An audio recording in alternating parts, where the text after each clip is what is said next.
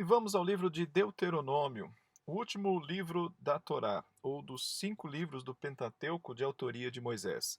E vamos começar nos recordando da história. Vamos nos lembrar que Israel escapou da escravidão do Egito e lá no Monte Sinai fez um pacto com Deus, uma aliança em que eles deveriam obedecer às leis de Deus, e agora eles viajam pelo deserto e chegam até a fronteira do Rio Jordão, onde eles estão prontos agora para entrar na Terra Prometida. É ali onde Moisés vai ensinar a esta segunda geração acerca da história desse povo e também acerca das leis de Deus que deveriam ficar no coração dessa geração.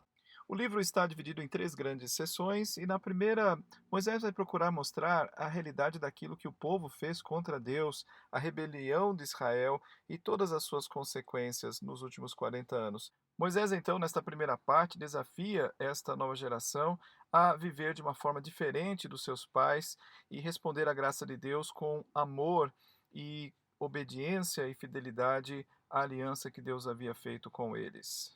É aqui onde encontramos aquele conhecido texto de Deuteronômio 6 que diz: Ouve Israel, o Senhor nosso Deus é o único Senhor. Amarás, pois, o Senhor teu Deus de todo o teu coração, de toda a tua alma e de toda a tua força. É conhecido como Shema, que é a primeira palavra deste texto bíblico e se tornou uma importante oração para o povo judeu, que enfatiza o compromisso exclusivo do israelita com o seu Deus. E isto foi dito porque eles estavam prestes a entrar numa terra onde pessoas adoravam a muitos outros deuses. E Moisés afirma que a lealdade ao Senhor Deus é o único caminho para a vida. Agora notem, ouve, ó Israel, e amor são duas expressões muito importantes aqui neste texto. Israel deveria ouvir e responder à graça de Deus e deveria fazê-lo com amor, sempre com amor dedicado a Deus. Então é a obediência misturada, juntada ao amor. É isto que vai fazer a conexão com todo o livro e com o chamado original com a família de Abraão para mostrar a todas as nações a sabedoria, a justiça de Deus e o quanto esse Deus os amou e como ele irá alcançar todas as famílias da terra. A segunda grande seção deste livro de leis e mandamentos, e é por isso que o livro é chamado de Deuteronômio, ou seja, segunda promulgação da lei. Isso porque muitas destas leis já tinham sido ditas antes.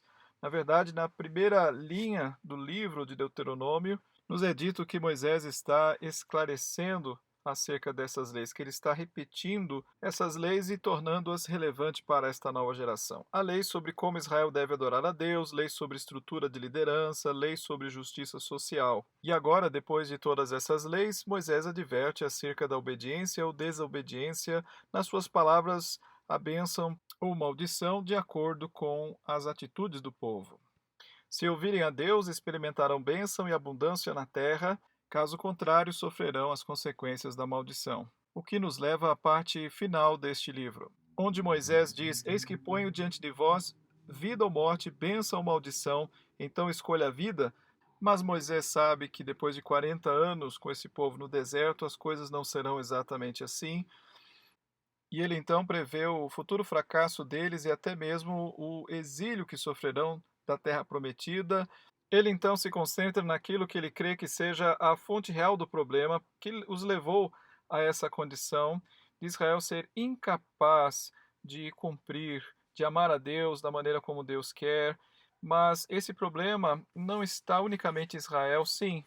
Moisés, quando está usando essa linguagem sobre bênção e maldição, ele está tentando trazer a história de Israel de volta para a história da humanidade de Gênesis 1 até Gênesis 3, através de Adão e Eva, onde eles foram abençoados por Deus apenas de existirem e continuarem a obedecer a Deus, como Israel deveria ter obedecido, e se rebelaram como Israel acabou se rebelando, trazendo sobre si a consequência do pecado, e nessas histórias nós vemos a dureza do coração humano. Mas ainda assim, Moisés não perde a esperança, porque ele sabe que depois do exílio de Israel, Deus promete transformar o coração para que um dia eles possam ouvir e amar.